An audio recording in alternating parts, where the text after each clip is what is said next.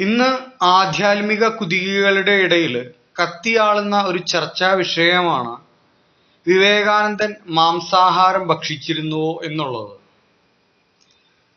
സനാതനധർമ്മം നിഷ്കർഷിക്കുന്നത്, അനുശാസിക്കുന്നത്, ശ്രുതി സ്മൃതി പുരാണാദി ഗ്രന്ഥങ്ങൾ ഒരേ സ്വരത്തിൽ പറയുന്നത് അഹിംസ പരമോ ധർമ്മ എന്നാണ്. അഹിംസയാണ് ഏറ്റവും പരമമായ ധർമ്മം. ഒരു ജീവിയെയും പീഡിപ്പിക്കരുത്, ഹിംസിക്കരുത് എന്ന് തന്നെയാണ്.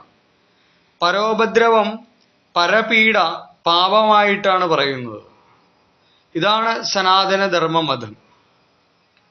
സനാതനധർമ്മത്തിന്റെ ഭാഗമായിട്ടുള്ള ആസ്തിക നാസ്തിക ദർശനങ്ങൾ, അതില് നാസ്തിക ദർശനത്തിന്റെ ഭാഗമായിട്ടുള്ള ബൗദ്ധർ സമ്പൂർണമായും മാംസാഹാരം വർജിക്കണം എന്ന് പറയുന്നവരാണ്.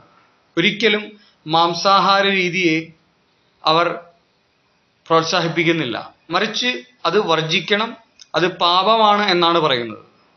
അതുപോലെ ആസ്തിക ദർശനത്തിന്റെ ഭാഗമായിട്ട് വരുന്ന വൈഷ്ണവം, വേദാന്തത്തിന്റെ ഉപശാഖയായിട്ടുള്ള വൈഷ്ണവത്തിന്റെ തന്നെ പല ശാഖകൾ, മധ്വാചാര്യരുടെ സമ്പ്രദായം, രാമാനുജാചാര്യരുടെ സമ്പ്രദായം, നിംബാർക്കാചാര്യരുടെ സമ്പ്രദായം, വല്ലഭാചാര്യരുടെ സമ്പ്രദായം, അതായത് ദ്വൈതം, വിശിഷ്ടാദ്വൈതം, ശുദ്ധാദ്വൈതം എന്നിങ്ങനെയുള്ള ക്രമത്തിൽ പോകുന്ന വൈഷ്ണവ സമ്പ്രദായങ്ങൾ, അതിലേറ്റവും പ്രധാനപ്പെട്ട ചൈതന്യ മഹാപ്രഭുവിൻ്റെ അചിന്ത്യഭേദ അഭേദ തത്വം, ഗൗഡവീയ വൈഷ്ണവം. ആ ഗൗഡവീയ വൈഷ്ണവത്തിന്റെ ഭാഗമായിട്ടുള്ള ഭക്തിവേദാന്ത സ്വാമി ശ്രീല പ്രഭുപാദ് മഹാരാജ് സ്ഥാപിച്ചിട്ടുള്ള ഇസ്കോൺ എന്ന സംഘടന, ആ സംഘടനയിൽ ഒരു പ്രമുഖനായിട്ടുള്ള യുവ സന്യാസി അമോഘ ലീല പ്രഭുജി, അദ്ദേഹം വിവേകാനന്ദ സ്വാമികളുടെ മാംസാഹാര രീതിയെക്കുറിച്ച് വിമർശിക്കുന്ന ഒരു പ്രഭാഷണം ചെയ്യുകയുണ്ടായി. അത് പിന്നീട് വിവാദമാവുകയും അദ്ദേഹത്തെ സംഘടന ബാൻ ചെയ്യുകയെല്ലാം ഉണ്ടായി. കാരണം വൈഷ്ണവർ, ഏത് തരത്തിൽപ്പെട്ട വൈഷ്ണവ സമ്പ്രദായമായിക്കൊള്ളട്ടെ, എല്ലാവരും ഒരേ സ്വരത്തിൽ മാംസാഹാരം വർജിക്കേണ്ടതാണ്, മാംസാഹാരം നിഷിദ്ധമാണ്, പാപമാണ് എന്ന് തന്നെയാണ് പറയുന്നത്. അതുകൊണ്ട് തന്നെ അവർക്കത് അംഗീകരിക്കാൻ പറ്റുന്നില്ല. അതുകൊണ്ട് വിവേകാനന്ദന്റെ ഈ ഒരു ഭക്ഷണ രീതിയെ വിമർശിച്ചുകൊണ്ട് അദ്ദേഹം പറയുകയുണ്ടായി.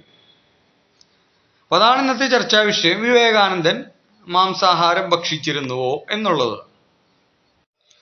ഈ വിഷയത്തിൽ സംശയമുള്ള എൻ്റെ പ്രിയ പ്രേക്ഷകരോട് എനിക്ക് പറയാനുള്ളത്, വിവേകാനന്ദ സ്വാമികൾ മാംസാഹാരം ഭക്ഷിച്ചിരുന്ന ആളാണ്. അദ്ദേഹം അഹിംസയെ പ്രശംസിച്ചിരുന്ന ആളായിരുന്നു. പരപീഡ ചെയ്യുന്നതിന് അദ്ദേഹം എതിര് തന്നെയായിരുന്നു. എങ്കിലും അദ്ദേഹം പറയുന്നു, വെജിറ്റേറിയൻ ഫുഡ് അവൈലബിൾ അല്ലാത്ത സ്ഥല കാലദേശങ്ങളുണ്ടാകും. ആ സമയത്ത് സസ്യാഹാരം ലഭ്യമല്ലെങ്കിൽ മാംസാഹാരം കഴിക്കാമെന്നാണ്.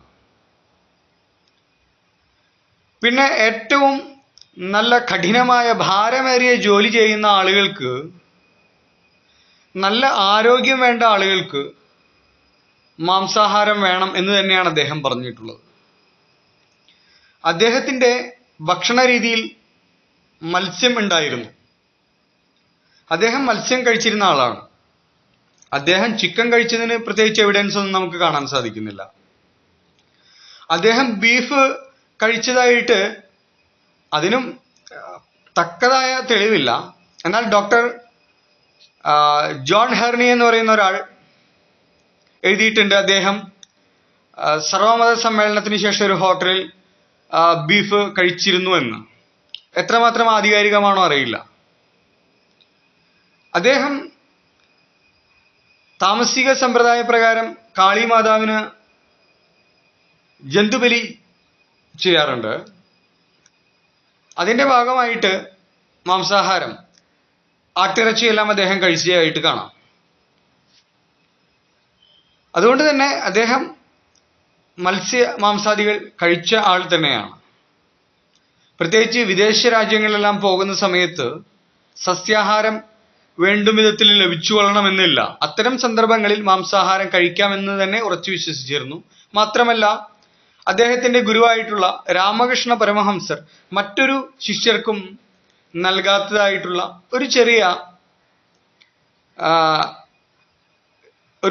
അവകാശം മാംസാഹാരം കഴിക്കാൻ വിവേകാനന്ദ സ്വാമികൾക്ക് നൽകിയിരുന്നു. പ്രത്യേകിച്ച് അദ്ദേഹം പ്രീച്ചിങ്ങിന്റെ ഭാഗമായിട്ട് വിദേശ പര്യടനങ്ങളെല്ലാം ചെയ്യുന്ന സമയത്ത് UK, US, കാനഡ തുടങ്ങിയ രാജ്യങ്ങളിലെല്ലാം പോകുമ്പോൾ ഭക്ഷണം ലഭ്യമല്ലാതെ പട്ടിണിയിരിക്കാനല്ല അദ്ദേഹം പറഞ്ഞു, മറിച്ച് എന്താണ് ലഭ്യമായ ഭക്ഷണം, അത് മാംസാഹാരമാണെങ്കിലും ശരി ഭക്ഷിക്കാമെന്നാണ് പറഞ്ഞിരിക്കുന്നത് ശിഷ്യനായ വിവേകാനന്ദ സ്വാമികളോട്. അങ്ങനെ ഒരു ഗുരുവിന്റെ അനുമതിയും കൂടെയുണ്ട്.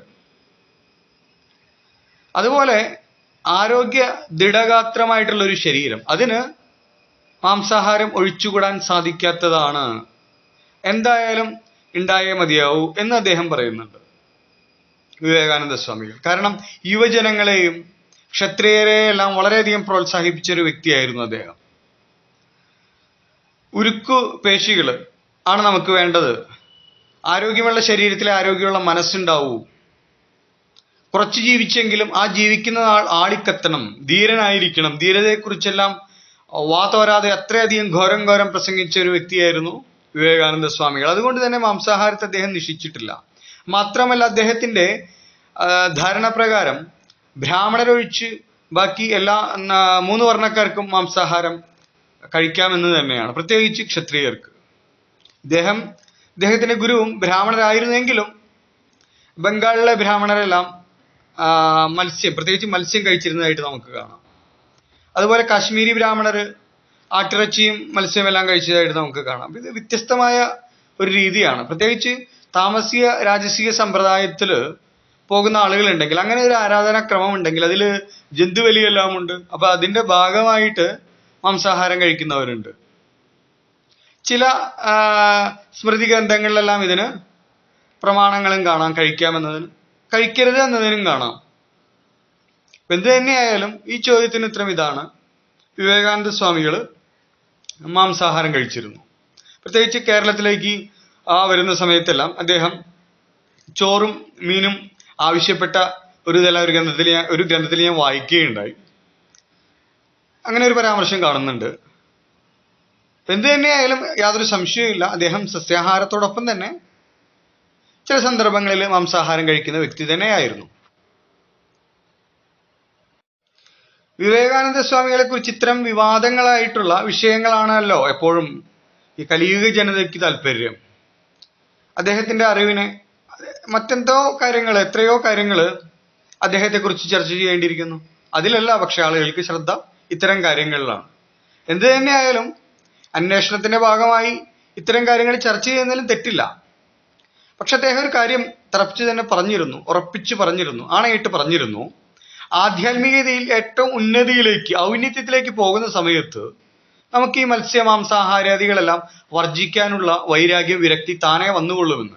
അത് ആധ്യാത്മിക ഉന്നതിയുടെ അവസ്ഥയിലെത്തുമ്പോഴാണ്. അതുപോലെ തന്നെ അദ്വൈതത്തില് താൻ ജീവാത്മാവുമല്ല, അതിനപ്പുറത്ത് താൻ ബ്രഹ്മമാണ്, അഹം ബ്രഹ്മാസ്മി എന്ന അദ്വൈത രീതിയിലുള്ള വ്യാഖ്യാനത്തിൽ പോകുന്ന സമയത്ത് ഈ ശരീരബോധത്തെ വിടുമ്പോൾ എന്ത് കഴിച്ചു എന്നുള്ളതൊന്നും അവിടെ പ്രസക്തമല്ല.